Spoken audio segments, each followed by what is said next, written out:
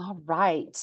I know Chanita is kind of working on that project for us for Yolanda, but if she is not able to join us, hopefully maybe she can figure that out as we progress and kind of do some introductions here along the way. Okay, so any luck, Chanita? No, I dialed both numbers and I'm not getting any answer. Okay. All right. Well, we will progress and hopefully we can figure that out. But either way, we currently have three panelists with us today. So, and a whole bunch of you attending. So thank you so much for being here. I am going to share my screen again. I think I had done that earlier. Apologies for, I think I left and so we can kind of get started. Okay. And, right again, we're just zooming it today. So thank you for being here. Welcome again virtually to the League of Women Voters of the Pikes Peak region for our community conversation. Today is City Council Pay. We try to do these once a quarter. Chanita Davis is on our events team and she is the coordinator and organized today. So thank you for the events team and the League for putting this on. The League this is something we've been talking about for quite a while. I believe it's been to the voters a couple of times. I've only been here since 2018. But I do know from some research that this is something that you guys have been talking about for quite a while. So our panelists, we already mentioned Yolanda Avila. We are still having some technical difficulties on that end. So hopefully we will be able to get her in. She is a current council member and she is outgoing. She is term limited, so she will not, is not running for re-election. And also Mr. current council member and council president, Mr. Randy Helms, is here with us today as one of your panelists. Former four-term council member, Mr. Richard Scorman, also here with us today. Thank you.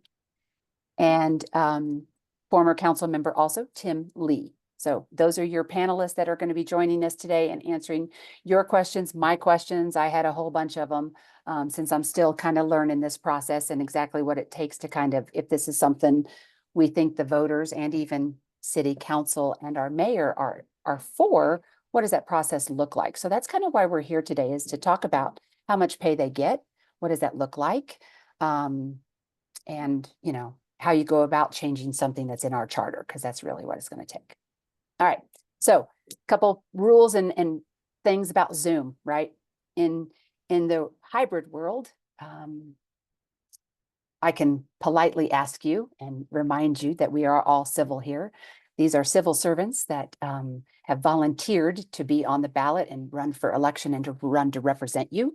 So we are polite and respectful always, even if we have some pretty deep questions. We are civil with regards in any event that the league hosts. So one of our volunteers, Ms. Kate Brady, is also monitoring your chat. So if there is some uncivilness in regards to your comments and you yelling or whatever the case may be, she has the authority to remove you immediately. There will be no warning in this instance. It's not, we've had some things in the past that have not been very good. So it is an automatic dismissal. You do not get a warning here. Okay. So I'll remind you of those things, but I'm pretty sure we're all good to go. So if you have questions along the way, the great thing is you can type those in the chat. And again, Kate will monitor that for you and get that back to our panelists. So please do that. Again, this is being recorded, so we will be on our Making Democracy Work podcast. You can find that on the League's website at LWVPPR.org.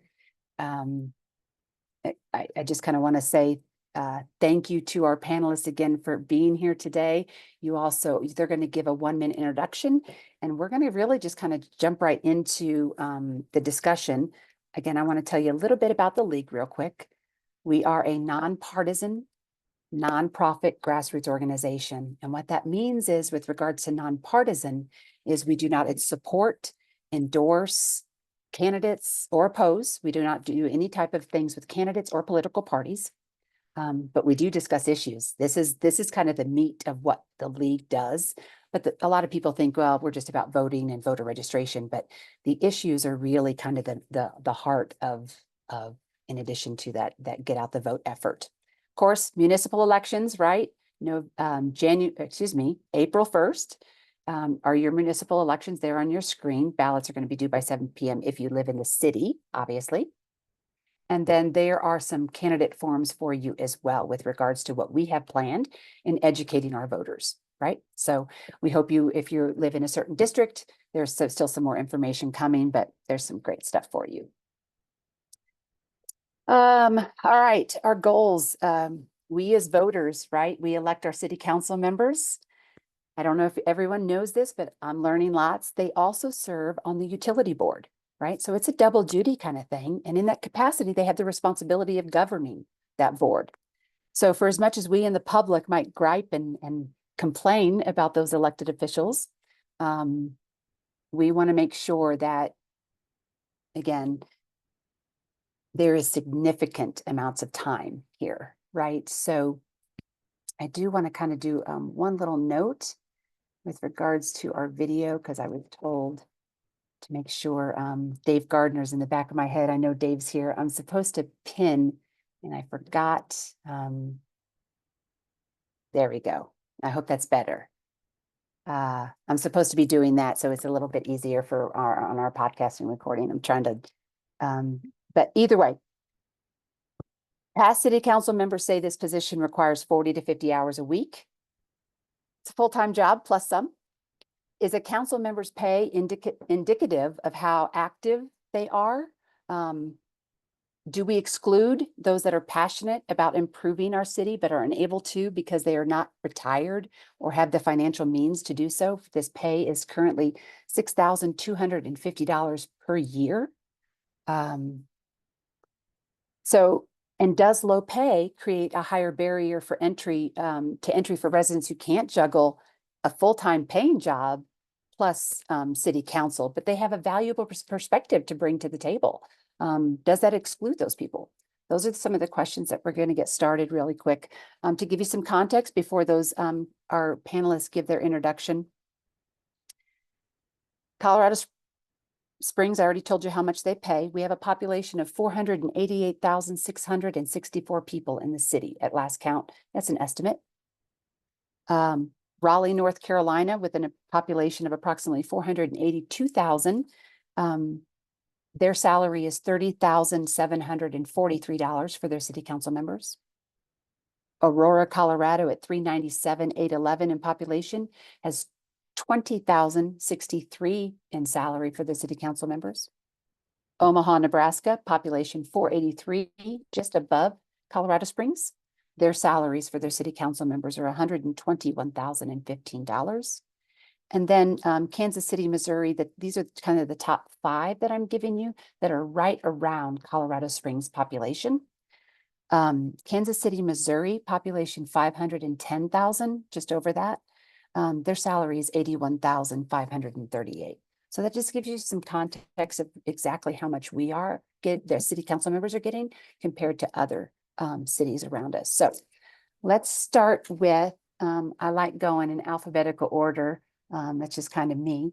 And I'm probably just going to start with Council President Randy Helms, if you wouldn't kind of just give us a 1-minute introduction, and then we'll kind of get started with questions right after that. Thank you, Shelley, and thank you to the League of Women Voters for having this panel today to allow us to be able to describe what it's like to be on the council and really working as a volunteer. The $6,250 you mentioned is actually called a stipend, not even pay, and there's no benefits connected to it. But we can get into that later. I first arrived in Colorado Springs in the summer of 1975 as a cadet at the United States Air Force Academy. Graduated in 1979 and then went off to pilot training. Came back, I met my wife here in Colorado Springs. We were married in the cadet chapel. We came back in the late 80s so I could teach at the academy, and we actually bought a home in Colorado Springs. So it was really then in the 80s that I got a chance to see what it's like, both from a business perspective, owning a home perspective, and the things that later would drive me to want to continue to serve in the community. Retired from the United States Air Force after 30 years, and we knew we wanted to come back. So we came back in 2015. I wanted to get involved in our community here, to continue my service. I happen to know previous council members who had served in District 2 where I live. I live up north, just to the east of the Air Force Academy in District 2. So I decided I would run, and I'd grown up in a family of service. Both my father and mother were both very active in our community in a small town in southeast Oklahoma. So I'd seen what service looks like. And so I decided to run. And fortunately, I was elected almost 4 years ago, and I've served my first term. In the leadership positions I've been in, I took over when Richard left the council. He mentored me, and I became the president pro tem. And then 2 years ago, I was elected as the president of the city council. And I've always been very honored, and it's been a real privilege to serve on city council, especially in the leadership positions. We're married. We live in the North End, as I mentioned. We have 3 adult children. We have 5 grandchildren, and they're all over the country, the U.S. And that's one of the main reasons that I'm not running for re-election, is the amount of time that I devote to the city on the city council, especially as president, really has taken away from my grandchildren and my children to be able to go visit them. And so, because it really is a volunteer capacity right now, as far as the stipend or pay is concerned, that's one of the reasons I'm here today, is to talk about that. So thank you. Great. Thank you, sir. And just an FYI to those panelists, we do have a couple. I just had a media person want to get in. They went out, so there could be some media in here as well. So FYI for that. All right, Mr. Tim Lee, I believe you are next in alphabetical order. Go ahead, 1 minute for your introduction for us. And I just asked you to unmute, so you should be good to go. Can you hear me now? Yes, sir. There you go. Hey, good afternoon. Thanks for having me. It's always a pleasure to be involved in community conversations. I wish I had a resume like Randy, but I don't. I actually I started out in Colorado Springs at Fort Carson in 1975 as an enlistee, and went away to college and came back because the winter here was not like it is today. They lied. It was supposed to be nicer. But I've been involved in business in Colorado Springs for a long, long time. I started a commercial real estate company called Hoff & Lee. We're a commercial real estate brokerage. I started it in 1987. It's now operated and owned by my children, which is a whole interesting dynamic. When I was on city council, I want to say it was from 2010 to 2012, it was 2 years. It was a very critical time in the history of the city. Decisions were made at that time that have impacted the city and will continue to impact the city, I believe, in a very positive way. But it was very contentious, a lot of arguments, a lot of personal assaults at the time, a lot of abuse for $6,250 a year. So I'm glad to have this conversation. When I wrote an article about salaries for counselors, I think in 2011, I advocated that salary should be equal to what the mayor was making at the time, which was $96,000. And I made that advocacy not because I felt like we should be paid $96,000, but to stir that pot and to get that conversation started. And I do have a very strong opinion about where the salaries ought to be, and I'm sure we'll get into that a little bit later. But thank you for asking me to be part of the conversation. I look forward to it, and my story, and I'm sticking with it. Thank you, Tim. Appreciate that.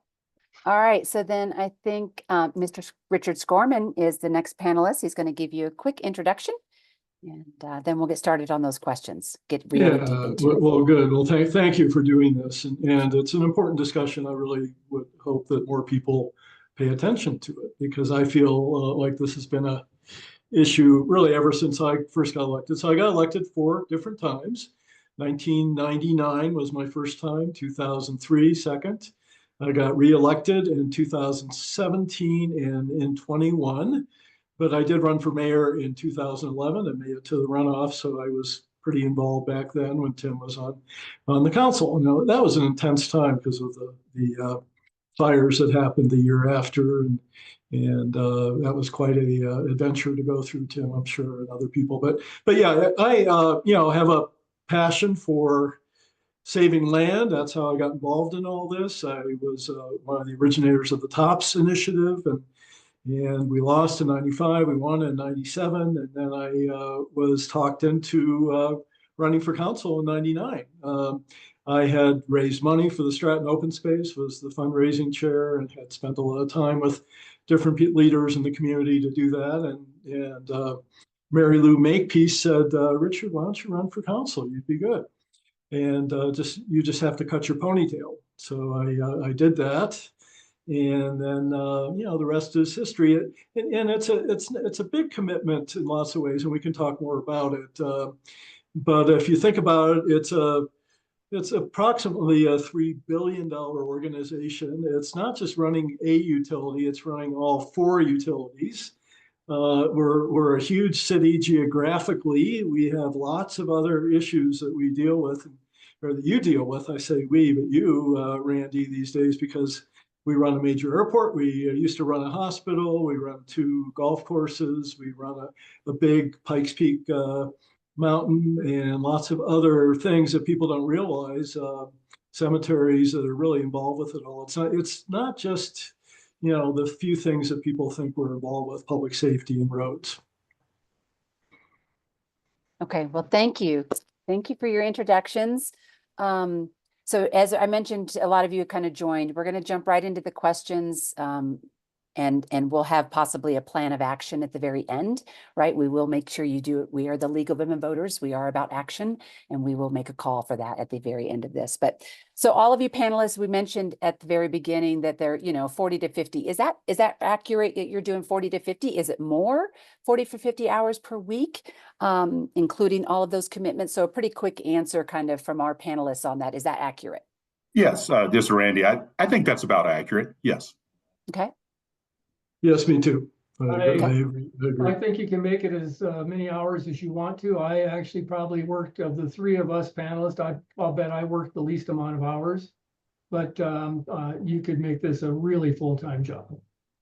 Yeah, let me follow up on that. As Richard knows, when you're in the 2 leadership positions on the council or the leadership positions at the utilities, it is more. It's more than that, but yeah. I would say that's pretty good. That's about right. All right, and I'm going to specifically ask you, since you're spotlighted on this one, Councilmember Helms, President Helms, can you describe a typical workload and responsibilities of that city council member? So kind of what does that look like in that 40 to 50 hours per week? What are you doing? Well, we'll take this week that just ended. Monday was the work session. We were there till we started at 9 in the morning. I'm there way before that to meet with the staff in the city to make sure the agenda is set, to make sure we have a chaplain or a pastor or someone to lead the invocation. So I get everybody ready, and we get prepped, and we start at 9 o'clock. I think we ended around 4:30 in the afternoon on Monday afternoon on a work session. That's a little long for a work session. Normally they're not that long, but then the next day, Tuesday, was a long day. We started at 9, and again, I'm there way before that. We didn't end till 10:30 Tuesday night. So with all the issues that we have going on, as both Tim and Richard know well, sometimes it just takes that long. And so that was a little bit of a long day. That's not normal, but it's not that far off either. Typically, at least for the last 2 years that I've been president of the council, our regular sessions have been right around late in the afternoon, early evenings, between 4 o'clock and 6 o'clock, typically is when they end. And as you can imagine, there's a lot of work that goes on before that and after. Honestly, that's just the 2 council meetings every other week.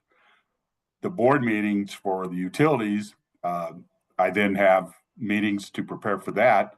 We have the utility board meeting next week on Wednesdays. So I'm also on 10 other boards, committees, and commissions. I'm on the Airport Advisory Commission. I'm on the Urban Renewal Authority Commission. I am on the Pikes Peak Rural Transportation Authority Commission.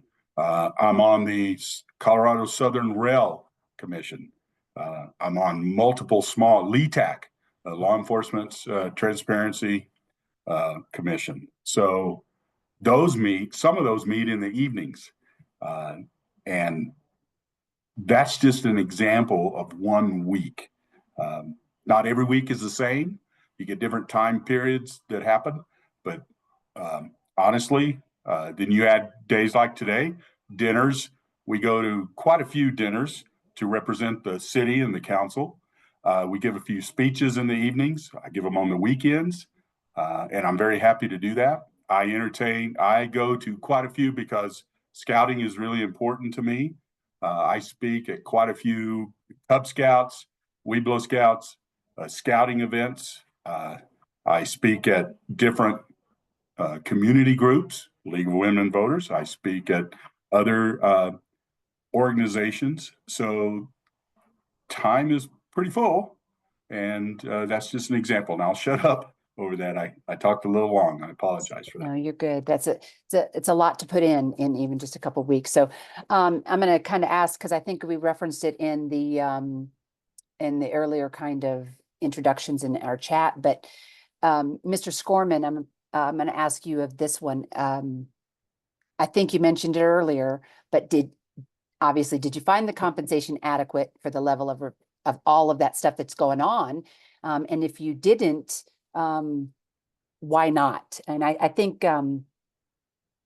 it kind of goes along with one of the questions that was just put in the chat from Justice Lord is, that's a lot of boards. Yeah. How does one afford to be on all of those boards? And this is again to Mr. Scorman, and still make a living on this salary? And again, Mr. Scorman, you're up on this one, please. Well, I had to pay people to run our businesses. And luckily, my wife, Patricia, really jumped in when I got reelected in my second term. But boy, it was tough. I had to pay for full-time restaurant managers. At one point, I was managing the toy store when I first ran for council, so I had to pay for that. And I started adding up in my mind all the different times I had paid people to replace me in our businesses, and it's probably $500,000 to $750,000 I spent. And I'm not begrudging it. It was a great honor, and we had good business that we were able to make a profit from, but not as much, obviously. And the reason I left after getting elected in April of 21, I left at the beginning of 22 because of COVID. Our business, especially the side that I run, my wife runs retail, I run the culinary, was really struggling. We had closed for 18 months. We weren't sure if we opened, if we were going to be able to be in business again. I couldn't afford to hire a full-time manager because all those years, we just never had the nest egg that lots of other people might. But I can give you lots of examples. I can give you, Dr. Eastburn was, doing his emails at 3 a.m. so he could do his practice. Jim Null was a professor. Mary Lou Makepeace had to have another job when she was mayor. And she did the best she could to juggle it all. But unless she had gotten the job she got after she left council with the Gill Foundation, she wouldn't have retirement today. She would just be one of those people that had to live off of Medicaid and not be able to afford to live anymore, because she was there for, I think, for 16 years. But and then, Randy, you're absolutely right. It's not just what you were talking about, but there's also all these people that want to meet with you. So there were days where every half an hour I had somebody scheduled just to have a meeting. And by the way, I would stay away from the banquets and ribbon cuttings because I knew that maybe some of you were going to be there and I didn't have to be. But boy, it was a challenge just to have meeting after meeting and all the different responsibilities. And then you try to learn, a very complicated city and government, all 4 utilities. It's just not an easy one to get elected and just have, nod your head and say, okay, staff, do what you want to do. Very complicated. Right. Okay, so that brings me in the next question for Mr. Lee. which actually it kind of goes along with what you just said of, this has been this has been an issue you guys have been talking about, I think, for a while, which Lays says to me, you brought this, and Tim, if you wouldn't, excuse me, Mr. Lee, I'm so sorry. Yeah, Mr. Lee, if you wouldn't mind giving us a little bit of history about the voting, how voters voted this down, right? And tell us why. I think this was a question also in the chat, is why do you think the voters have turned this down and voted this down? So it's pretty interesting that this conversation came up with you, because I had actually, I write a private readers market report that goes out to a bunch of people, and I had thought about salaries for counselors as an issue that should be brought up maybe a month or 2 months ago. And then I got this invitation, and then I got a chance to talk to Rich Layden, who's one of the writers for the Gazette, probably last week or so. And it was interesting because he sent me actually a copy of all the articles that he's written over since I want to say since the 19, maybe early 80s, about salaries for counselors and the history of when it was proposed and when it finally got approved and all that stuff. Suffice to say, I don't have that committed to memory, but it's been a long process to go from 0 to 6250. And I think that, there's probably two big issues, right? People say, is it worth it? And if you pay more, can you get a more diverse population of people to choose from? And the other side of that is, and probably the side I take, would be, it's a volunteer position. Nobody's holding a gun to any of our heads when we did it, but we really cared and loved for the community.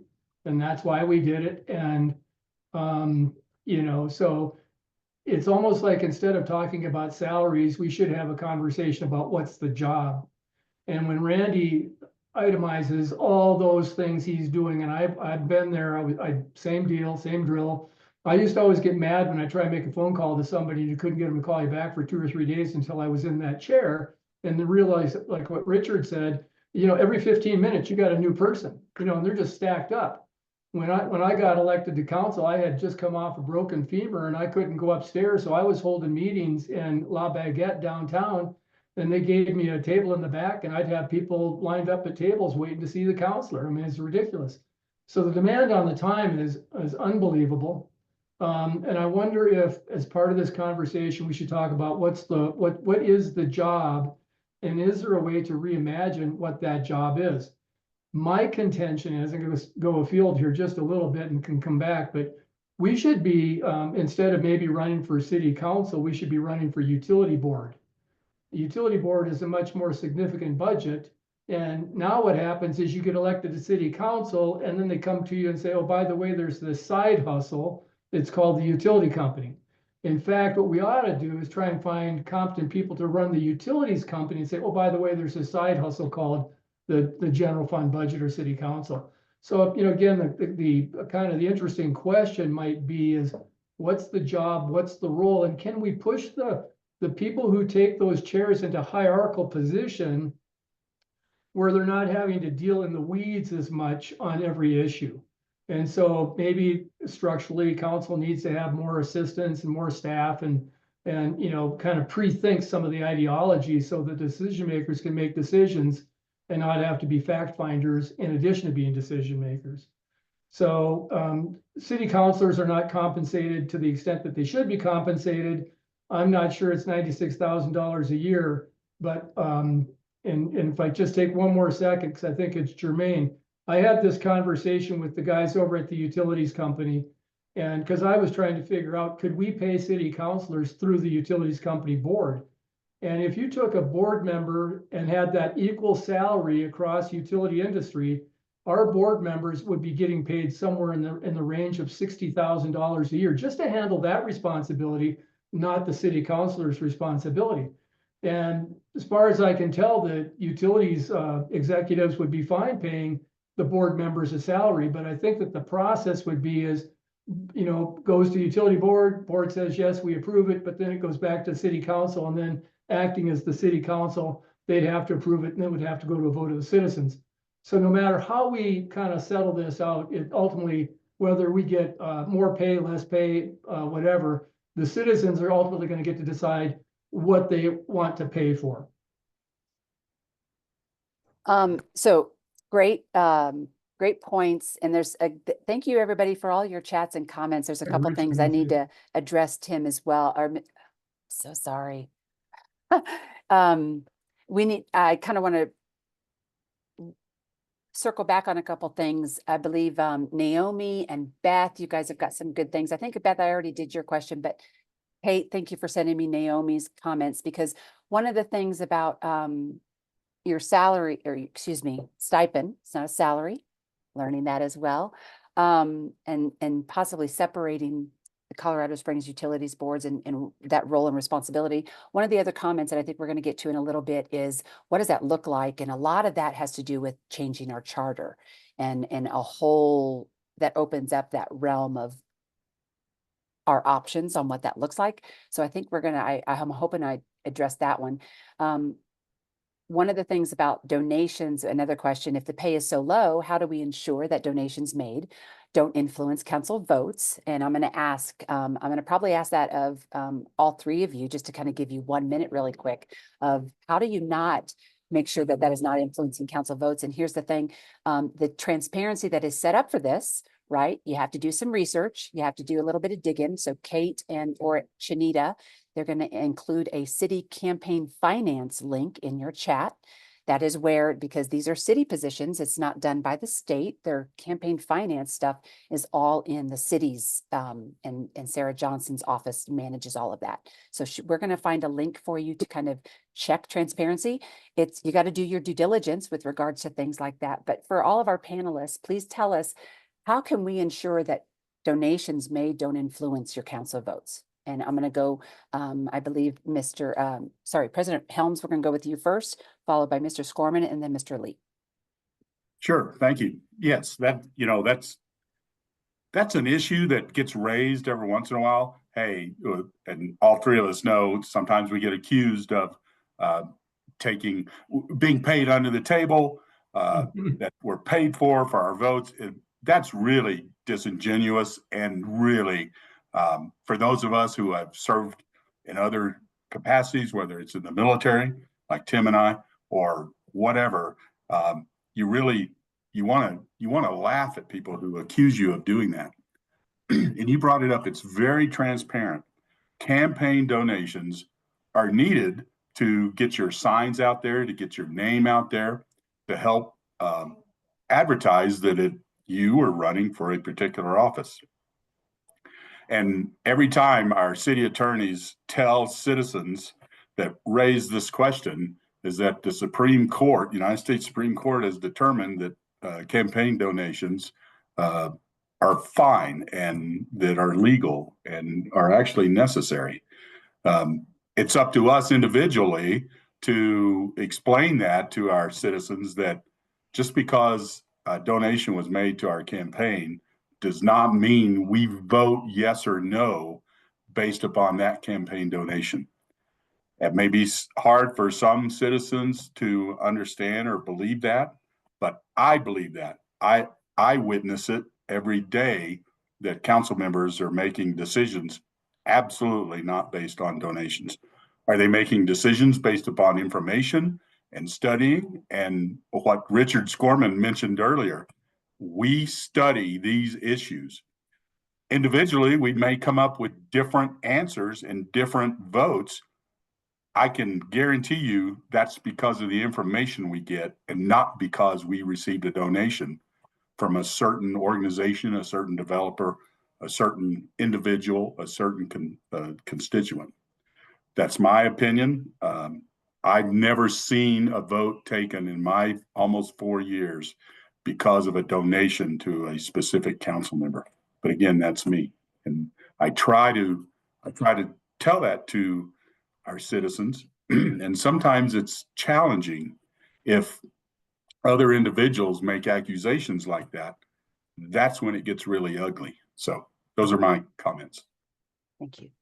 Mr. Scorman, quick comments, please. Yeah, so Randy, you summed it up really well.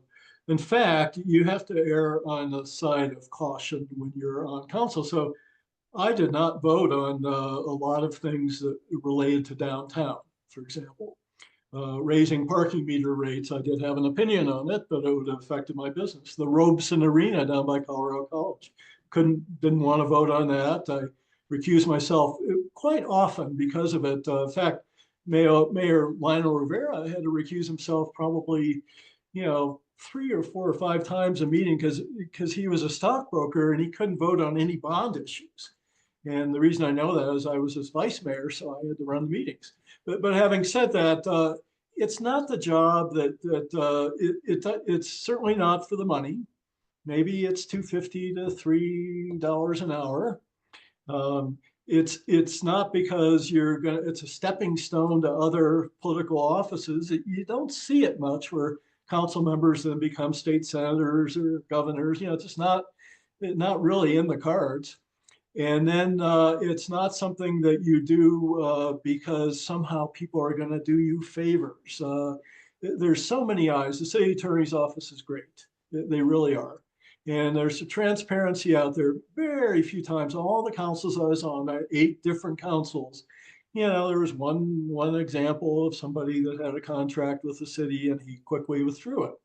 And it just wasn't something that ever comes up. And so it's not because and if people give big donations, somehow everybody thinks, well, then you're going to go, vote for them. And maybe in some cases that happens. People do want to get reelected so bad that they're going to, vote for that. But the other part is there are 527s that do get involved in high-profile mayor races. And for example, I had $500,000 spent against me from the Koch brothers, and it wasn't money that my opponent even knew about. And so those things can happen as well. But again, I don't see it as very common at all. Mr. Lee, quick comments on that question as well. Well, I mean, the easy answer is integrity. I mean, you hope that the people that get elected are doing it for the right reason. I mean, I could go chapter and verse and go deep on some. When I was thinking about rerunning, I had a developer approach me and tell me, you are going to run for a second term because we put you there the first time, which was not true, but that was their perception. And so it can get pretty gritty. There's no doubt about it. And the real answer is integrity. You have to be in, you can run for whatever reason you want to run, but when you actually sit in that chair, let me just tell you, your demeanor changes, and all of a sudden that burden of responsibility falls on your shoulders, and it is an integrity issue. You don't want to get up there and not do the right thing for whatever your constituency group is. Here's a good example. As I mentioned, I do a lot of writing, and I communicate with a lot of the counselors and people that are in elected office still, and try and have some say in policy from the sideline. And during the O'Mara annexation process, I spoke with all the major players, the developers and the people who were for the annexation, people who were against the annexation. And there were 3 major players basically, and I spoke to all 3 groups and the principal players individually. And all they asked was a fair vetting of their ideology. And so it wasn't like they were saying, and I had no vote anyway, but they never say, hey, you need to vote for me in this regard. Mostly what you're going to get from these big money donors is, would you please make sure you at least hear our argumentation and bring that forward? So when you make your decision, it's based on fact and merit, not just on some hardcore, I've given you all this money.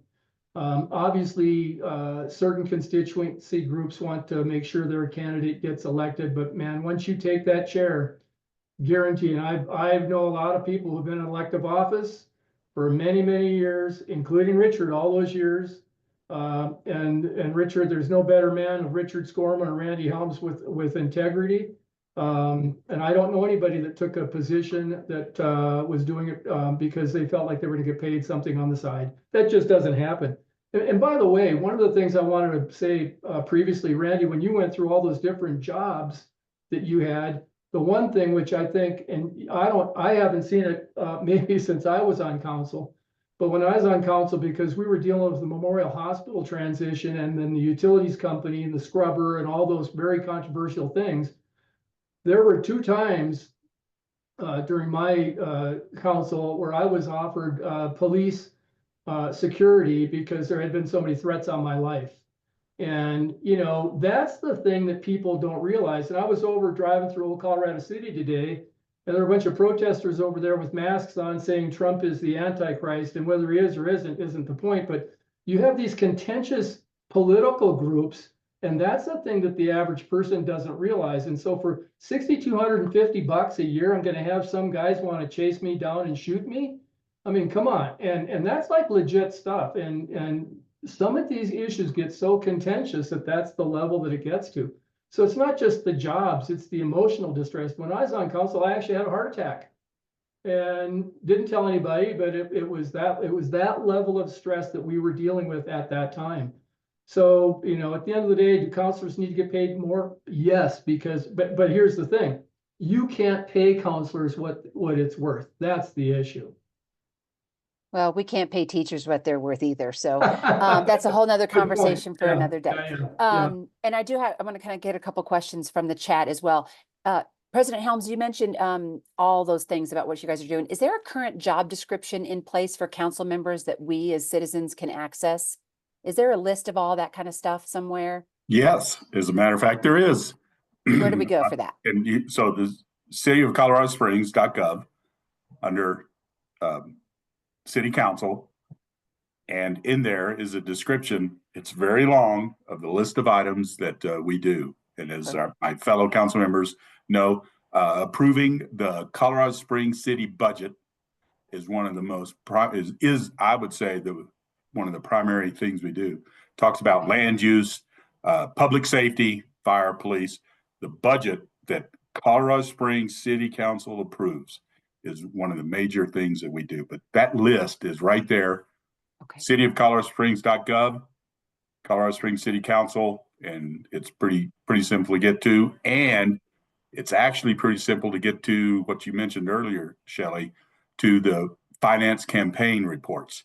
Yes, we've already included that link in the chat. I think Kate is probably working on the one that you just talked about with. So Woody, I believe that was your question, and look for Kate or Shanita to put that link in to what Mr. President Helms just mentioned, is that job description for us to kind of review. And then another question is, and just this is kind of yes or no for all of you panelists. Do you know of any other cities that have a municipal board that oversees the utility as well? Comparing apples to apples, any others? I do not know. I'm sure there are, but I haven't paid any attention to that. All right, that might be one that we need to. I don't think yeah, I think you have like not like we have a municipality, but I think that there are co-ops. So, but they're not, be real small. Okay. Nothing on our scale. Okay. All right. Mr. Scorman, anything that you can think of? No, and especially this is a $1.5 billion operation, maybe 2,000 employees. It is one of the largest municipally owned 4-tier utilities in the country. And then you add the complication of our water shortage in the West and Colorado, and all the energy requirements that are now in place statewide, whether you agree with them or not. But the Drake power plant really needed to be closed anyhow. I've been pushing for that for a long time. But having said that, very complicated, because it's Colorado Springs Utilities not only serves people in Colorado Springs, but it serves a region. There's lots of other people that do use us, Manitou and other, in different ways. But the other piece is that nobody knew that we were going to have 75% saturation of air conditioners. We've gotten warmer. It's just absolutely clear. When I first moved here in 1970, nobody had an air conditioner. So that's what power is doing these days. And I can go on and on, the lawsuits, EPA, the sewage we put in the Fountain Creek. I mean, very complicated. Our water is very complicated. We are so lucky to have 78 million new gallons of water coming with the Southern Delivery System that other communities would just die for. But boy, was that a complicated one to put together that council was very, very much involved with. I believe, I'm sorry, President Helms, did you have a question? Oh, I just, Or a it comment? reminded me, yes, real quick. When I was here in 1986, teaching up at the Air Force Academy and lived in Briargate, bought a home. We built a brand new home, no air conditioning. We built it without air conditioning. So to Richard's point, now you can't do that. So just a little comment. Okay, perfect. All right, I believe, Gary, I think you have your hand up. I'm ready to, if you've got a question, a live question instead of in the chat. If I missed that, are you ready to ask that real quick? I must have lost you. Hang on a second, yeah. Okay. Okay, yeah, there's a Sacramento Municipal Utility District, which is independently elected body, and when Tom Strand was president of this council, I suggested to him that he get aboard a plane, fly to Sacramento, pick up SMUD's playbook, come home, put Colorado Springs Utility on it, and inject it into the city charter. Perfect. So Gary, thank you for your information. The notes that we're taking today in especially what you've texted in the chat as well, Sacramento Municipal Utility District, SMUD. All of this information is going to be gathered basically because I told you at the beginning there is a call to action with this and what that looks like. We as a league believe in representative government, and we do not believe that $6,250 is representative or allows a representative government. It almost actually restricts it. So based off of that, and thank you for those, because you are 100% correct, having something to compare it to and be able to work it into our charter, because that is what we are, I think ultimately the goal is here is to amend that charter. All right, so we got move on. Impact and value. We talked about job description. So let's talk about what does increasing this salary do. Okay, so panelists, and I do have, I'm not forgetting you guys in the chat. I'm going to come back to all of you, but if we increase this, because I will tell this to those listeners, Council Member Yolanda Avila was supposed to be here today. She had technical difficulties. As soon as we went remote, she said, I'm probably going to have some issues. It just virtually we're having some difficulties getting her in. When we started looking for panelists, the league is all about both sides of a conversation. We give you the pros of raising it and usually the cons of raising it. We had difficulty finding individuals that were former council members that actually had done this job, that were actually against raising city council pay. Only one of the former council members, their wife hung up on me and wouldn't even take a call, but that tells me that I think we've progressed a little bit more with regards to how the voters may think. And it might just be city council members that think that it should be paid more because they're doing the work. But part of this is educating the voters and what that job entails, right? Because I don't think 80% of the people really understand that the majority of, that budget that you're working with is the utilities budget and those 4 utilities. So this education process is huge for us. In addition, remember, we are obviously getting ready for election day. Municipal elections are on April 1st. So we're going to be sharing some screens with you as well, but know that, this is all relevant to the league and we appreciate you guys being here. But so we're going to start with, I'm going to start with Mr. Lee, go backwards on this one. What does increasing the salary do? What do you think it does? Well, I mean, I think the argument for increasing the salaries is it brings in a broader base of potential candidates to, take the office. I guess, I'll give you the counter argument because you said you couldn't find anybody. And I'd be happy to be the counter argument guy because I think that at some point, we really don't need to raise salaries to like a salary level per se. It's a stipend. And I think that we should increase the stipend to at least cover some of the elected officials' monthly costs. That's fair. But when you talk about salaries, I want to point out that, okay, are you talking about like 60,000, 45,000, 90,000? In the old days, city councilors were like the dean of the community, right? The leaders, and they would go down to council and use their age, their experience, and their wisdom to make these big decisions. And so if you raise salaries to like a salary, so it's like a job, you're going to have a lot of people going to apply for the job, figure out how to get elected, and I'd argue maybe open themselves up to a little bit of special interest influence. But if you raise that salary, you're going to bring people in that you might find you have a lot of people that it's on the job experience kinds of people. And I would, again, you need a counter argument. I'll counter argue you, and I'll just ask, is that the kind of person you want to have sitting there running a $1.5 billion utility company? I pointed out, and Yemi and I are friends, and I'm not picking on Yemi. In fact, I always compliment him for this. He's the guy that said he had no experience. The other guy had a lot of experience. And so do you want like 9 people sitting up there with no experience? Okay, so that's, if you open it up for salaries, all of a sudden you're gonna have a lot of people come out of the woodwork. And when the last mayor's election, where there were like 9 candidates, and it's like ridiculous. So the idea of a salary for a lot of people, that's a very attractive idea. But just realize that if you pay salaries, you're going to get a whole crop of different people who have no experience and no business being in those chairs, to our community's detriment. And so I'll take that opposite position. And so again, I believe we should increase the stipend. I'm not in favor of increasing and paying salaries. Okay, thank you, sir. Mr. Scorman. Yeah, I disagree a little bit and agree with you, Tim.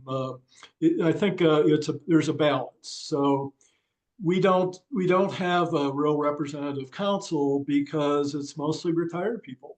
I hate to say it, or business people that run for 2 or 4 years, like a Michelle Tallarico, and then have to leave. And yes, there is experience with older people, and I could say that it's absolutely true. Although you get to a certain age, you lose your memory, so I don't know if that matters. But having said that, it would be great to have a council that represented the community more, maybe more people of color, maybe more younger people, maybe more women, maybe more people that were mothers. I just think that right now it can be mostly retired military. No offense, Randy, and you're a great council person, but when I think back about all the years that I was on council, the ones who stuck with it were mostly retired or wealthy.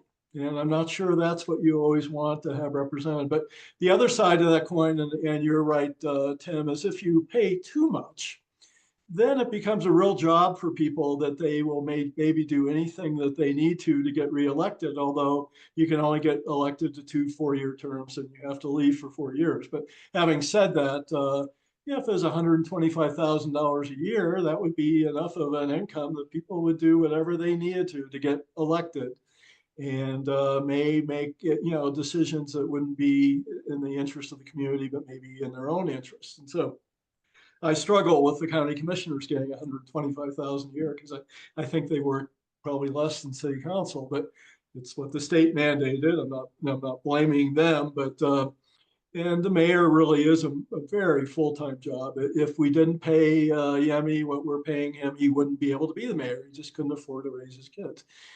But there's a balance, and I think it needs to be at least whatever the minimum cost of living is for Colorado Springs. They say now it's $23 an hour, maybe $46,000 a year. Although the voters overwhelmingly disapproved by 80%, $47,000 a year back in 2015. So it's always a challenge with the voters. And then, Tim, I wanted to address a little bit more, but I don't want to monopolize the conversation. But yeah, a separate utility board would help. But Randy, be honest, it was about 25% of what I did. And it's not like I didn't really care about it, and there weren't very important issues, but it wasn't the majority of your time where all those meetings and all the committees you're on, all the different people that want to meet with you. One thing we haven't talked about are constituent outreach. Huge. You can get 300, 400, 500 people that want to talk to you or on the phone or visit with you in a month. over whatever issues are going on. And so that's a whole nother piece that people don't. But it needs to be enough so maybe younger people, people that are minorities, people that don't have the ability to work for $3 an hour could be on council. All right. All right. Shelley, I'll follow up with that. I'll start out by saying that I think having some more pay, we call it pay or stipend, it does allow other individuals to be able to weigh, okay, that's enough, whatever it is, that's enough that either my spouse has a paying job, a well-paying job, or there's enough that I could commit to the time to serve my community. And there are also times when you have to look at it as a job that you're serving your community. But in America, typically people do not want to work for nothing.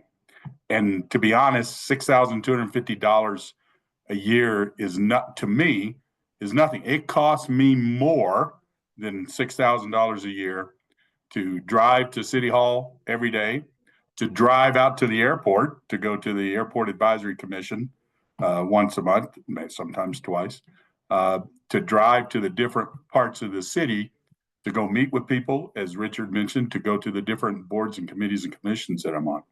So yeah, the $6,000 a year for me doesn't even cover my costs. That technically I could file for some of that to be reimbursed, but in any bureaucracy to try to file to get reimbursed for certain things is painful, and I just refuse to do it. And I just accept the fact that I'd lose some funding on those kinds of things. So in America, under our capitalist system, getting paid for the work you do, I think, is important.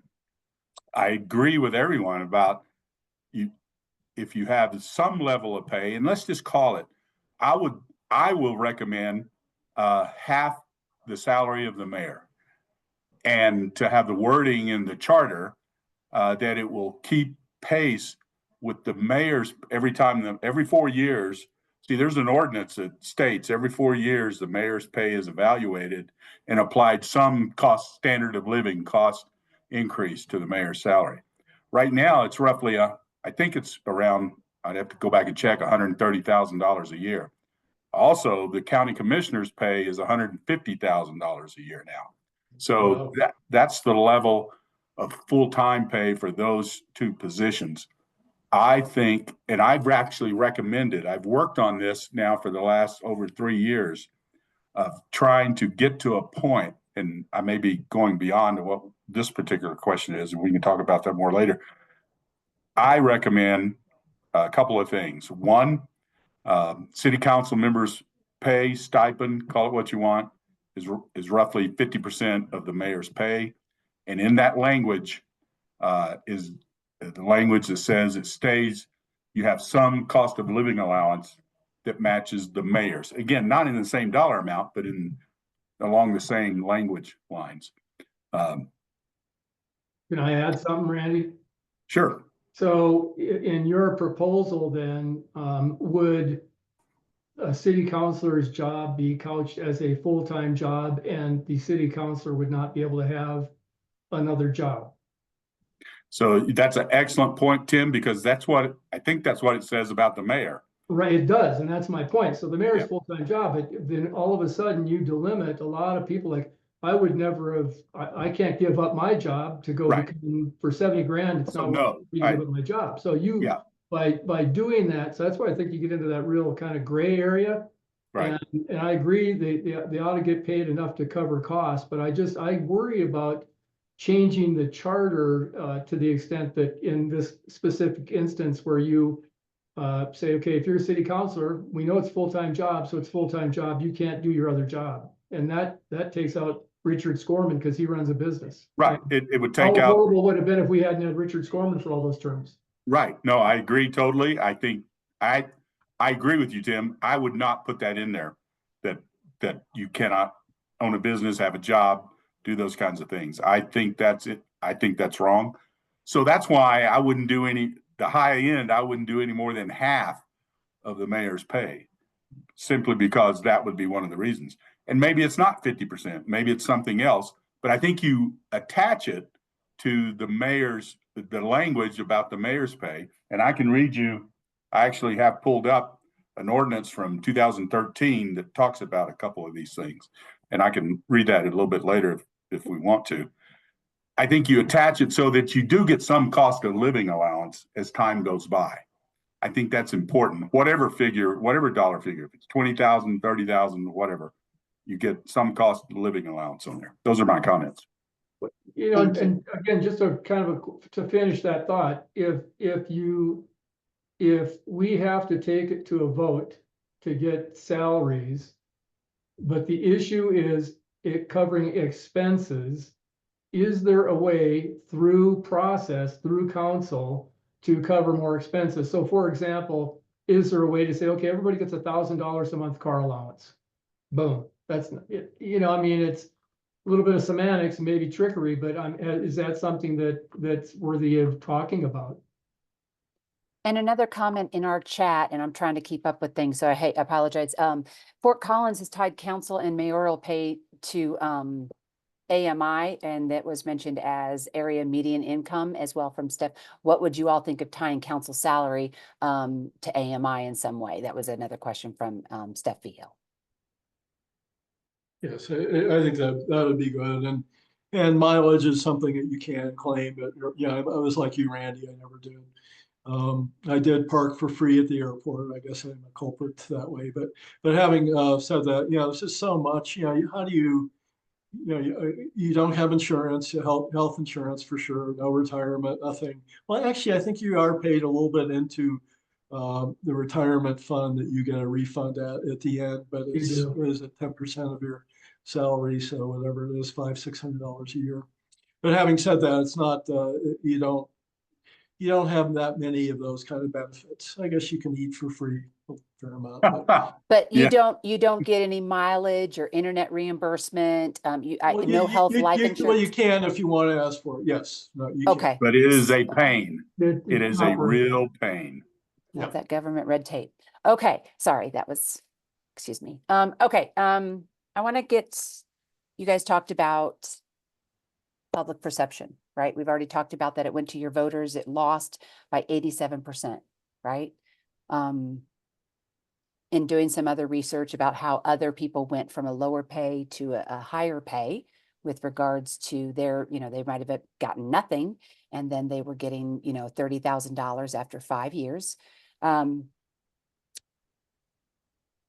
What can we do to help with public perception? Because nobody, you know, to me, the very first thing is you get your council member and you get your mayor on board. And usually when something like that goes on your ballot, then your voters are usually more inclined to say yes, because your leaders are supporting it. What does that look like with regards to getting your voters on board? I'll start out. So yes, it's it requires education. Just like any issue that's put on the ballot, you have to advertise that, you have to educate the public, because the public has a life every day that has nothing to do with what's going on with the political life or real, you know, issues in the city, other than when it becomes important to them. So there needs to be a broad educational campaign to let the public know that their city council members are actually putting in time and learning the issues.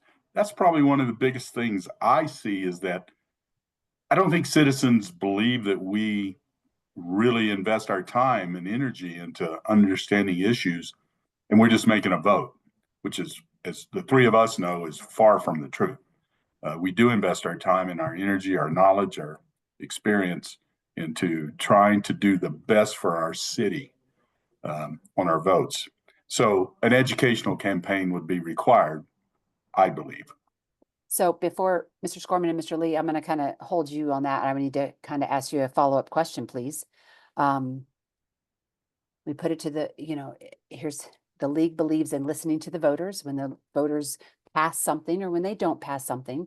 Coming back after so many years, I think this was the 2015 vote. So we're now looking at 10 years later. It's a long time to be discussing something, but just in November, the city, we had two opposite ballots with regards to recreational marijuana. And, for the league, we talk about educating the voter, and that was extremely difficult to educate voters on. How do we prevent something? How do we just do better? That, I guess, is my question to you, because that to me was not doing better for the voters. How can we do better there with regards to this specific question on city council pay? Because it is very, very confusing. So I think the missing element in this whole conversation is a sponsor or a leader. And to me, it's okay, who wants to grab onto this issue and run with it and make it your lead issue? So, for example, my lead issue right now is to try and make Colorado Springs the safest city in America. And I spend a lot of time advocating for that issue because it's something I believe in. I'm not going to personally subvert that issue and replace it with the salary issue. And I think if you look across the spectrum of leaders who could have an impact, you'd say, what's your issue? And everybody has an issue. And would you be willing to make that issue second place for a salary issue? And I think that that's the really big problem that you have pushing this idea forward. Nobody wants to make this their issue because nobody wants to be that guy. And until you can get a sponsor who will go raise money and do all the things Randy just suggested, this is going to be dead on arrival, unfortunately, for all the people that would be impacted positively. Shelley, can I comment on that before Richard does? please, yes, go right ahead. What Tim said is exactly right. I can tell you from my experience over the last almost 4 years, I jumped on this issue pretty much right off the bat after being elected.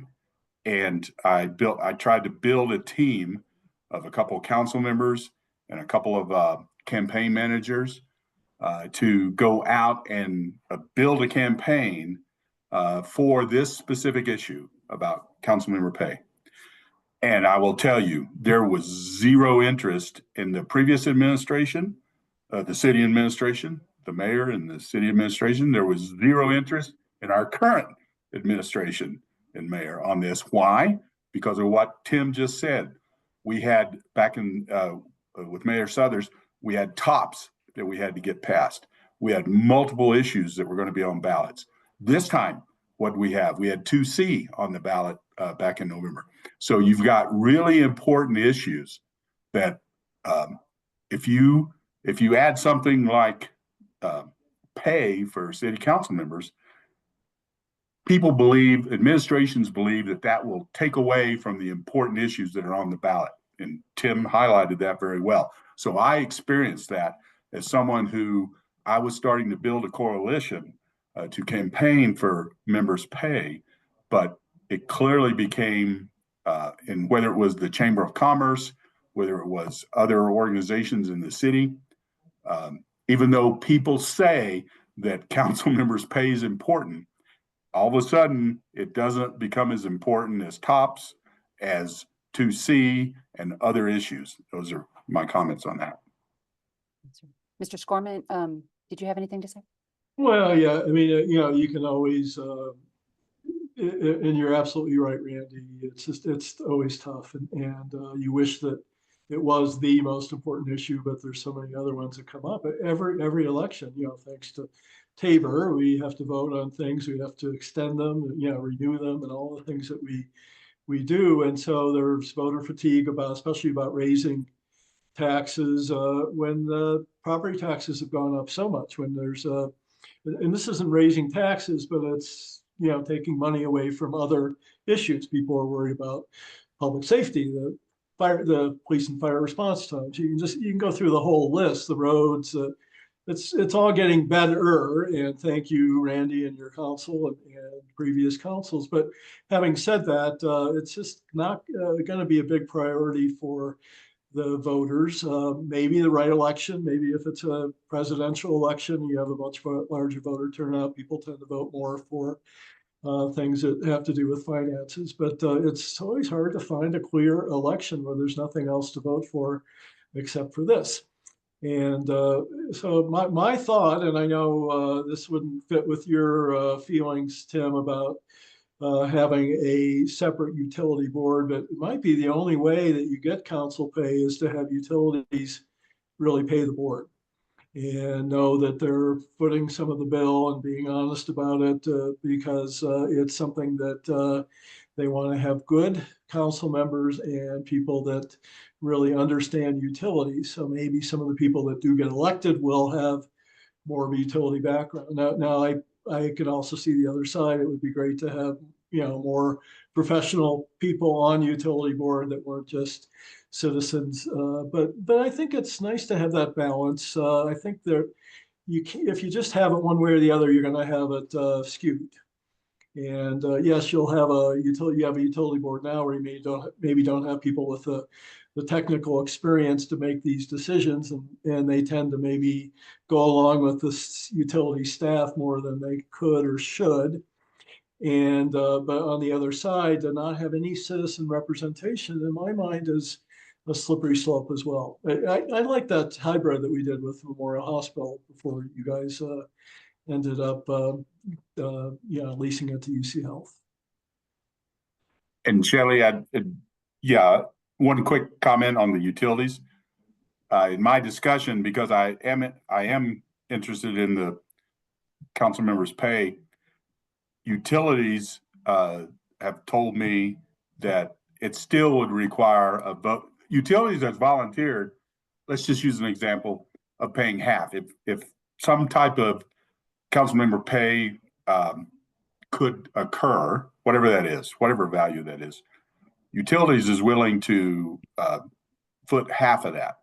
So, but no matter what, anything and everything has to go to the citizens for a vote. So it doesn't matter if utilities is going to pay half of city council's pay. It still has to go to the citizens for the vote. Well, if you want to, Sorry about that, Randy. Yeah, if you want to play political sleight of hand, you could just get the utilities company to pay the entire salary, and there's your marketing thing, because the big bad utility company, taking all our money, so at least they're paying the utility board and the city councilors get paid. So I mean, that is a real slippery slope that I wouldn't be in favor of. But there's ways to get there. But I think that the three of us hopefully all agree that the issue is a sponsorship issue, and nobody wants to grab this thing because it's not going to be a winner. Yeah, Well, and we at the league believe in issues that, may not be really popular, but we do believe in supporting. So this might be a good place for me to add, for those of you that are on the call today, I told you that there will be a call to action. We are about 45 minutes before the end of our discussion. I still have a whole bunch of questions. We would like you to please put your email address in the chat. We will make sure that you get information. We will be starting a group, whether or not the league is the sponsor, based off of what Mr. Lee and Mr. Helms are talking about. It would not be a winning issue if the league was that sponsor. So know that we do want to work on that issue. We believe in representative government. This is something that, again, we're not all about just getting out the vote and voter education. So issues are very important to us, and this is one. Now, whether or not our members, this is the great thing about the league. We are member driven. So this conversation even kickstarts it with our own members to decide if this is going forward of what we will do. Okay, so know that that's for us. I kind of want to ask a couple more questions from the chat as well. One of the questions was, why not get it on the ballot for April? That is not enough time. I believe it's the end of January when you have to have ballot questions in, if I remember correctly, or something pretty darn close to that. And so it would definitely not. And of course, we at the league, we support moving the spring municipal elections to the fall due to the voter turnout disparity between minority voters and white voters. So know that that is on us as a league. We have sued the city. It is still a, kind of in the works, and that is kind of something that we, as another issue for the league, is very important, is voter turnout. So we don't care which one we move it to. It's just something that we believe in, is the spring elections. All of this basically in context is this requires a vote of the people. because you are changing the charter. All of that. So I want to kind of move the discussion, if we could, into steps on what that takes. I'm still gonna hit some of your questions, because we do know that, again, this is just, it doesn't work for a lot of people to run for office and pay their mortgage at the end of the day, because they can't really do a full-time job in addition to this. So implementation, what does that look like? I'm going to ask all of you guys on the panel, in your opinion, okay, let's say the league or the organizing task force or group that wants to do this and get this on the ballot. What, in your opinion, is a blueprint to get that done? What do we have to do in order to get it to the people and change that charter? And I already hear about the sponsors, so if you could just kind of skip over that with regards to the educational part. What does that blueprint look like for you? And we're going to go with Mr. Scorman, you're first, followed by Mr. Lee, and then Mr. Helms. Well, if there was enough enthusiasm from the league and other people in the city, the best way, what we did with TOPS, the first time we had council put TOPS on the ballot in November, it was I think it was a state election that, didn't have as much of a voter turnout as presidential. It was 90 in 95. But having said that, we collected signatures and brought it back in 97, and that's when it passed. And it was the first time that voters voted to increase their taxes for anything since Tabor passed in 92. So we were very proud. It didn't pass by a lot, but it did pass. When we extended it in 03, it passed by huge amounts, so people really did like it. But having said that, that's the way to really do it, because in that process, you are educating voters, having conversations with them. And if people were willing to spend the time to collect signatures, if council places it on the ballots, no matter when it is, if they place it during a higher voter turnout election, it costs taxpayers money. That's not cheap. $250,000, 300,000, whatever it is these days, Randy.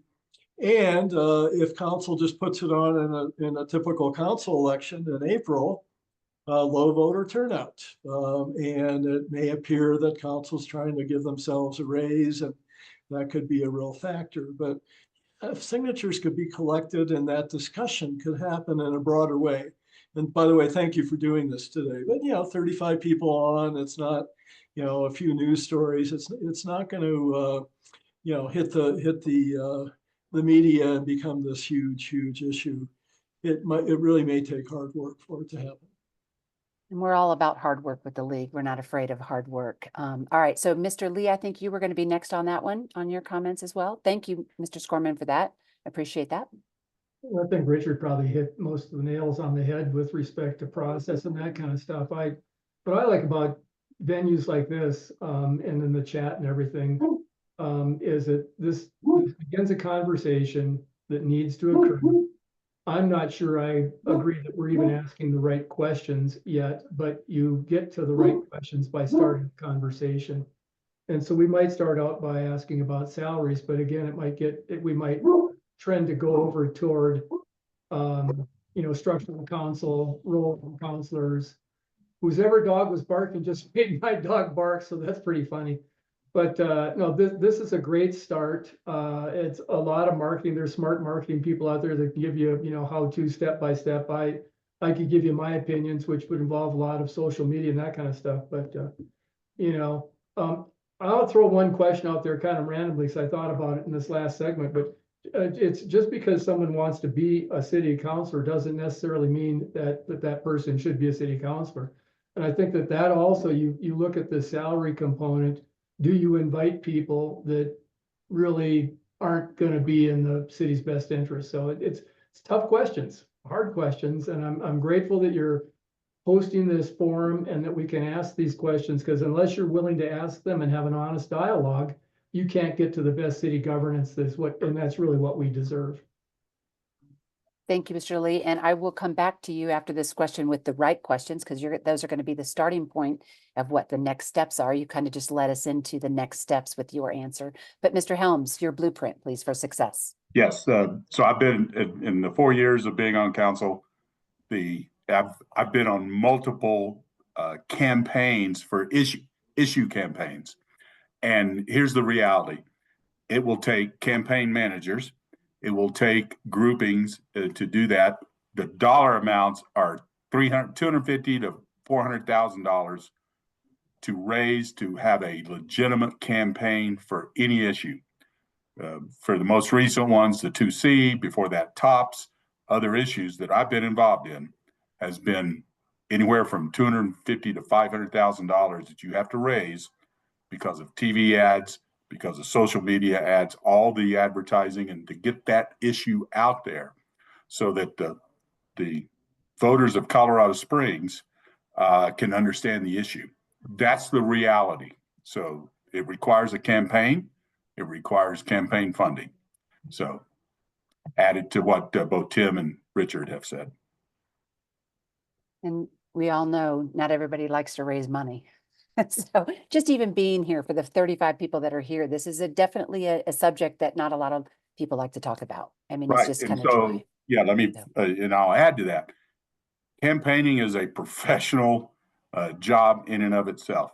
So there's professionals out there that will help you on whatever issue that you want to get out to the public. And that requires campaign funding. That is the American way. Well, I'm hoping that we have at least 3 sponsors who can at least support the cause that are on the call as panelists right now.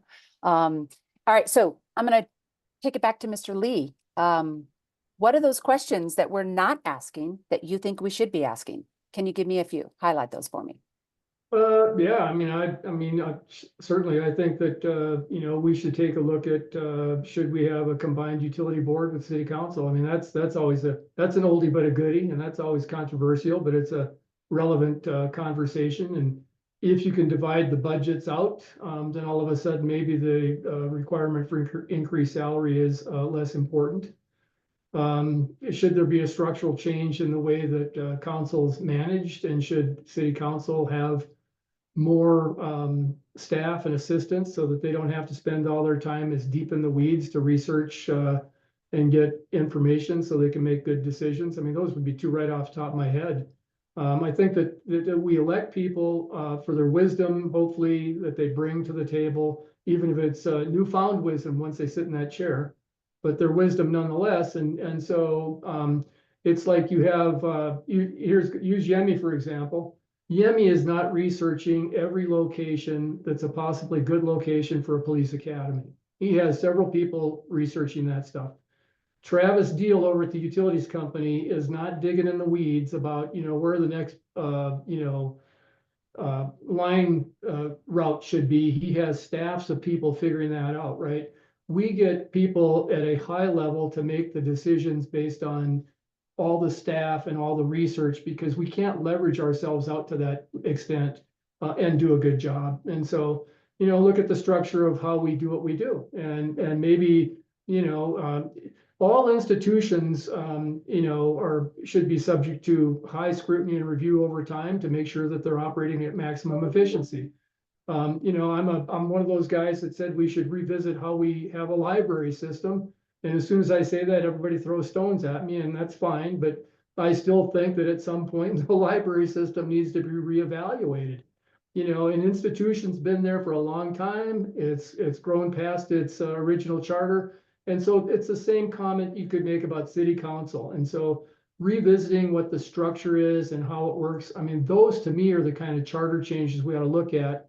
A charter change for salary doesn't seem like it's an appropriate use of our time. That should be more administrative almost. But because the charter is the way it is, it rises up to a charter level. And I just think that that's one of those structural changes you could reevaluate.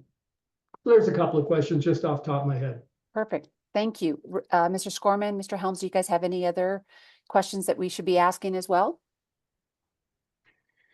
Well, I mean, it certainly, having a separate utility board would help.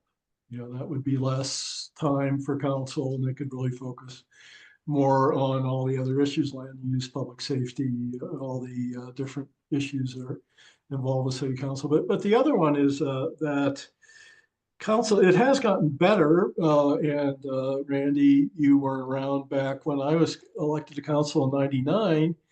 There was one person who helped counsel Dean.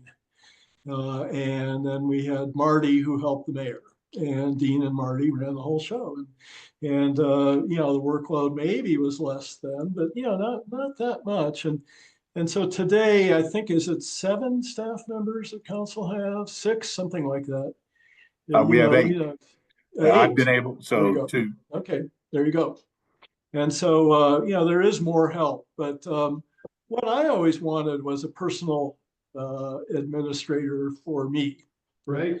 and have that ability, you know. But I think the staff today does a great job. You know, the constituent outreach, all the different moving parts, all the, what is it, 45 boards and commissions, 50, something like yes, that. yep. And so there's a person that handles all that, and you know, really great staff who work hard. But you know, maybe that could be restructured in a way that provides some more help for council. And as you say, Tim, that might be one of the answers. But I still go back to this notion of it's going to be mostly retired people or wealthy people. That's the only way you're going to have, you know, that's what you're going to have on council. You're not going to have a truly representative government. And that's the part that just gnaws at me. I would love to see more voices. And, you know, very few of the people that were there when I was there were younger than 35 or 40. They're mostly in their 50s, sometimes 60s and 70s. And just one of our issues that the league does believe in is representative government. So which is why we're having this conversation today. All right. Did everybody on the panel get to, Mr. Helms, did you get to say any questions that we should be asking as well? Did I miss you? Yeah, so real quick, you just used the term representative government. I would use that as a major talking point, and develop your questions from that. The other issue is it's a commitment. I don't care what you're paid. It is a real commitment to our community to be on city council. City council is not there, as I think Tim and Richard both mentioned, it's not there as a stepping stone for another political position. Some people do that and move forward and are elected to other positions. But I think the questions are, do you want to commit to serving your community? And do you want to be compensated at some level? Again, it doesn't have to be $100,000 a year job. It doesn't have to be, but it should not be a $10,000 a year volunteer position either. So I think questions in those arenas, we try to keep it simple, talking about representative government. We try to keep it simple that you're volunteering, you're more than volunteering, excuse me, to support and serve your community. And there should be some level of compensation to that continued support to your community, some level. That's the discussion and the questions. I think asking those questions that get some level of compensation is important. And I don't think we quite hit on that yet, and I don't know what the real answer is. My recommendation is 50% of the mayor's pay, only because that's a point. It doesn't have to be that. I think it should be some percent. And those are the kinds of the questions I would have your group asking. Thank you. So Thank you. can I ask one more question?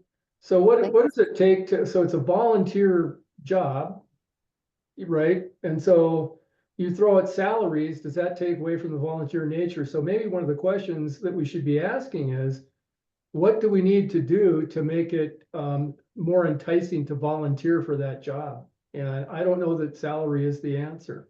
Well, I think that's the problem, right? It shouldn't be a volunteer position, right? Should it? I don't know of a city this size that is a volunteer position like that. And again, when you make it a volunteer position, I'm going to use myself as an example. I volunteer probably 40 hours a week with the league, right? As the president of my league, that's, you know, the role I volunteered for, knowing that I wouldn't be compensated. There's no way I could run for office for a city council, keep my league position and the actual volunteer job that I do, knowing that I would represent my district. we have a pool of, how many people live in Colorado Springs now? 500,000 or pick a number. 480. Okay, so, you know, out of that 480,000, we need 9 volunteers. And so that gives you a pretty doggone big basis of diversity and all the different things. And again, I like to ask the hard questions. So it's, what do we need to do to make it where you drag out 9 people out of those 480,000 to want to volunteer? And I Right. would argue, I don't know that it's necessarily the money. I mean, But if you'd ask that question, would you get the same 3 retired white men or 9 retired white men in this case? Let's just, and that's just Shelley's opinion, not the spokesperson. And it was my dog, by the way, barking. My Great Dane is here looking at me saying, hello, are you about done? But either way, I'm going to launch a poll. If you guys, for those of you that are on, you're seeing a poll on your screen. If you would please answer the next couple of questions. It's just a couple things. We're just going to kind of get your opinion. So after that one, I'm also going to launch a second question. It's going to be a little bit longer. I want to know how you think the best way to educate. Going to a couple things on our chat.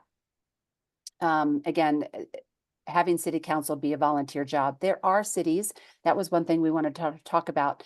There are cities around our area that do not get paid, that are volunteer city council members. I believe Fountain, Dr. Duncan is on. She gets a stipend for attending meetings. It is not, you know, it is as a volunteer position as well. So there are many cities around us that are much smaller that do not get paid, that are 100% volunteer as well. I think we, again, as the league, believe in representative government. It is very difficult to have other people say, yes, I want to volunteer for that. And if you do that, like you said, the 9, how do you know that those 9 are the best? And I think taking it to the voters and allowing the voters to choose. I am all about choices. If I have 10 people on the ballot, then I am educating myself as a voter about those 10 people and going to candidate forums and vote 411. I do know that I am in the minority in that with regards to civic engagement, but it is the league's job to educate our voters, to help them to be more empowered, to give them more information. So for this, the volunteer and separation, I think that's definitely part of our conversation and what that would look like and how that would actually be implemented, because implementation is the other part. Voters can vote 1 year and then implementation might take 5 to 10 years. So know that this is a huge process. And you said it, Mr. Lee, we are just starting the conversation.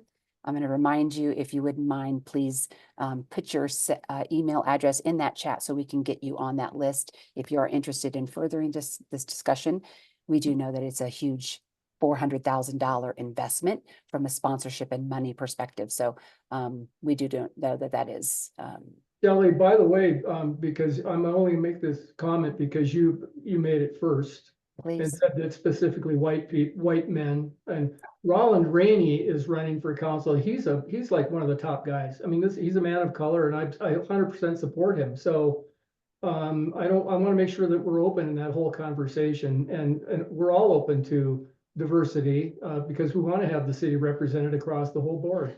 But there's a guy running that I 100% support, and he's going to be a great councilor when he gets elected, and he's a man of color. Yes, sir. Thank you. You are 100% right. There are many people that are running that are different than what I've seen in the 5 years, 6 years that I've lived here. So that's progress to me. I think that's a very special place to be in. And having Mayor Mobilati elected, you know, that was a brand newbie. I can't remember which panelist mentioned it earlier, but he's new, right? So to have a new person in those roles as a voter, that's exciting to me. Even if they don't have any experience, if the voters have voted that person in, I think that's, you know, we at least have to give them a chance with regards to that. So that's how I see that. All right, this is a great discussion. We're at 2:40.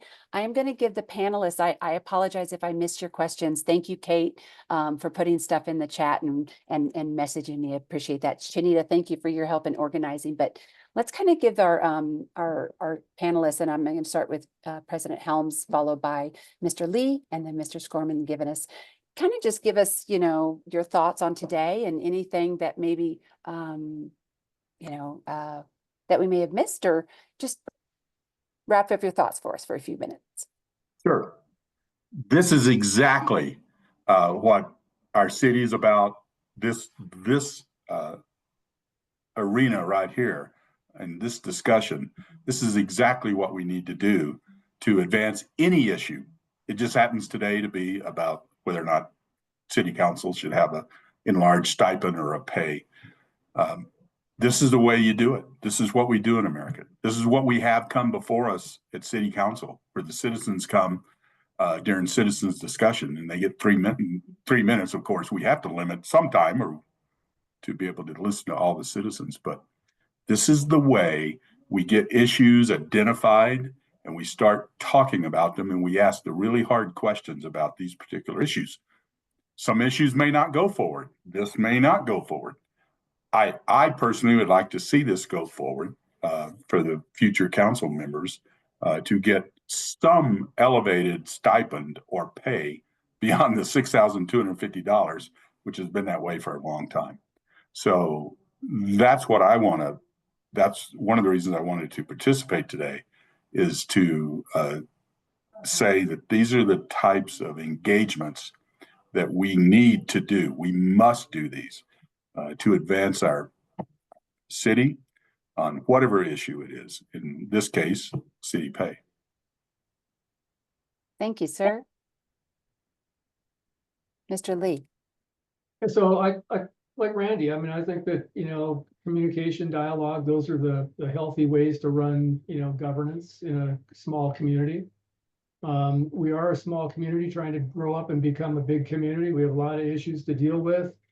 Gosh, I can't think of an issue that the last 6 months where there haven't been real strong argumentation on both sides. And, you could take a position on either side and probably flip a coin and probably we're going to be okay no matter which way the outcome goes. But, I think the conversation is the really important part.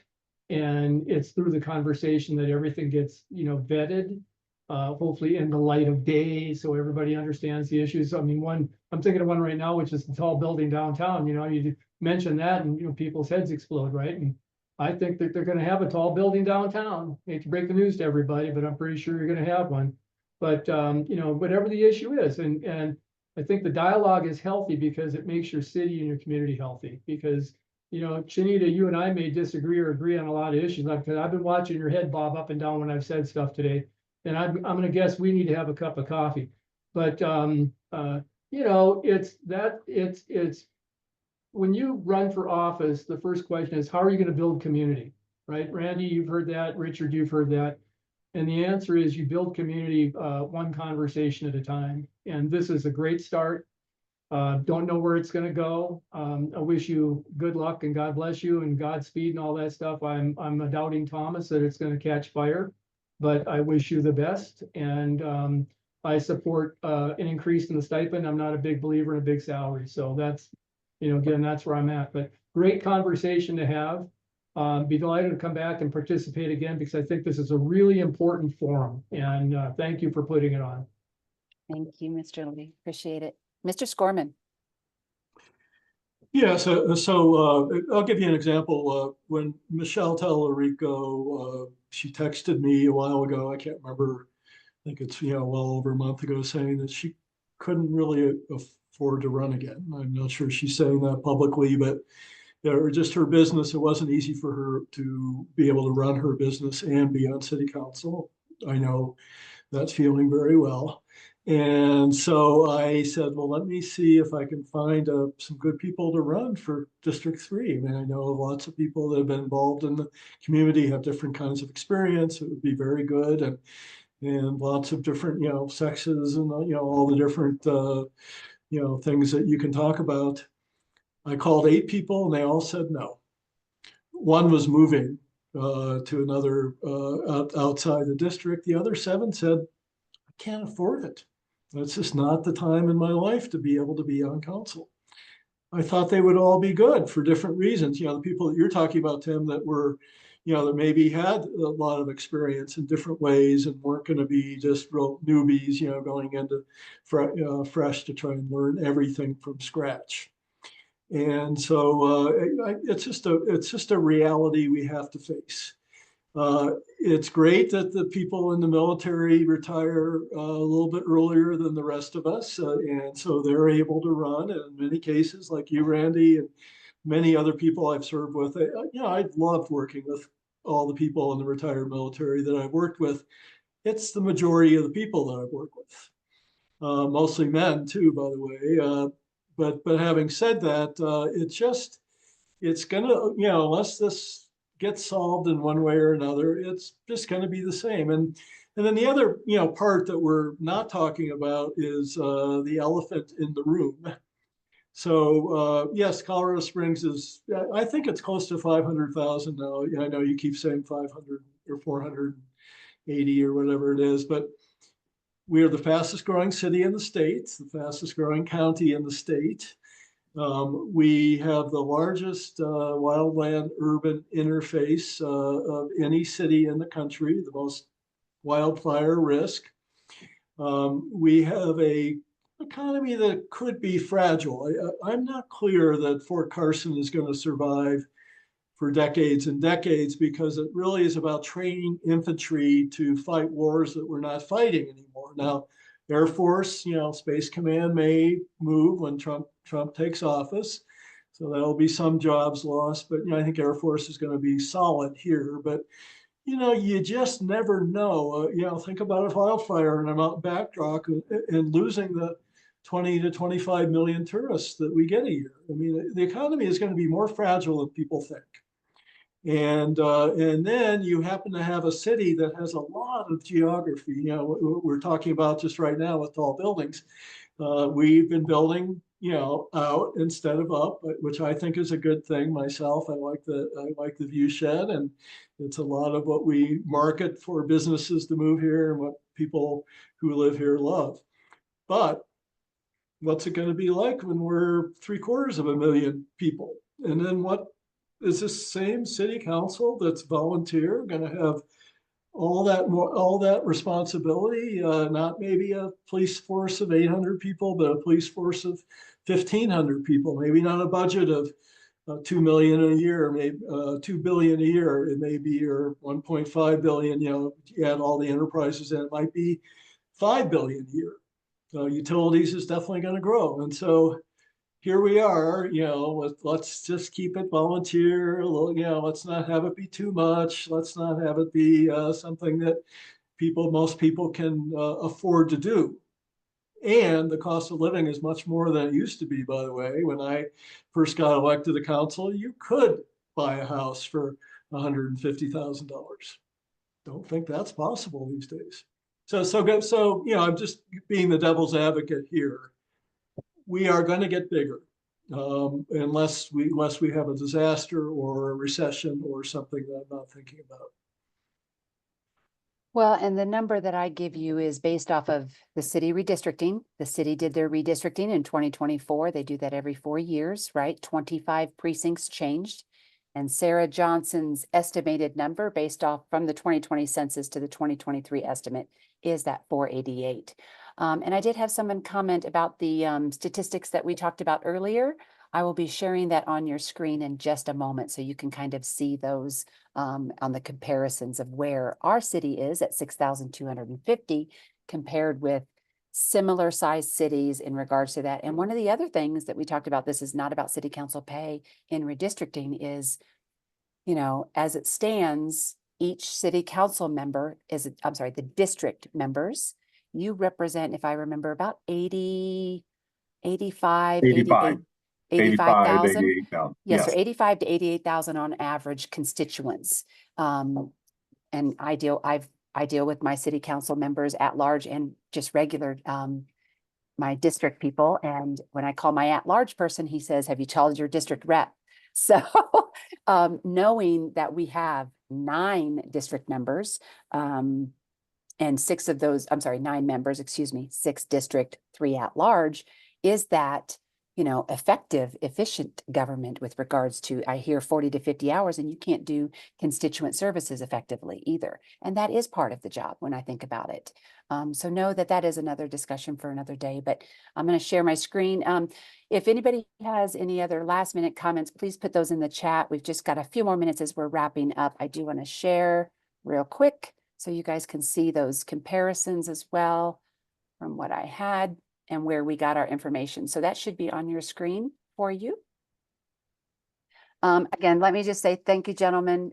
We appreciate you so much for being here today, and all of you for participating. It is, again, pretty dry conversation that we're doing. I very lovingly call myself a geek when it comes to kind of this stuff, and it's for the betterment of our people. And when I hear a former council member say, well, I was against it, and I was against it because it didn't really affect me. I was retired, I didn't need it, and now he's for it.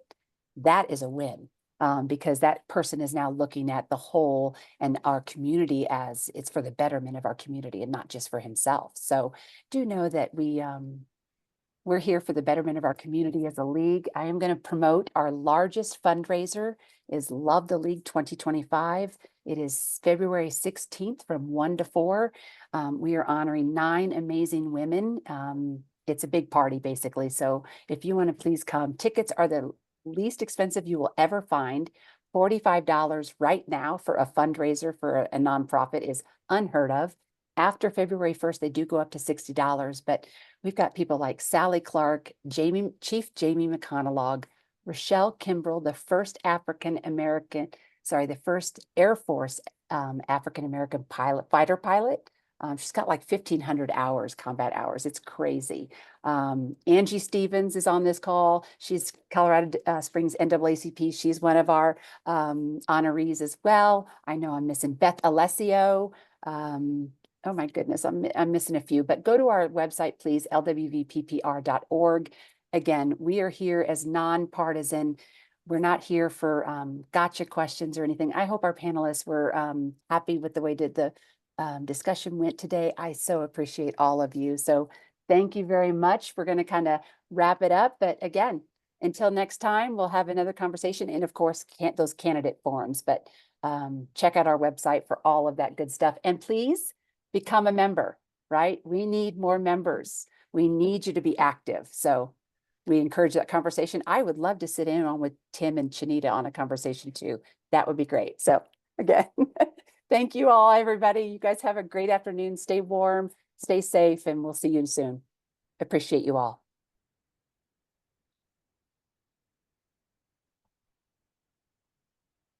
You guys are great. Thank you. Thank you. Have a great one. Thank you, Shelley. You know, Appreciate but all. Good job, Shelley. there Y'all should did be great. Okay, hold more. on. Hey, Miss Kate. Bye, everybody. Bye. Thank you. I had one thing to just point out to you before, when everyone's gotten off, if that's okay. So if you could Of stand. course. I'll stay. I'm going to stop recording too, so I can do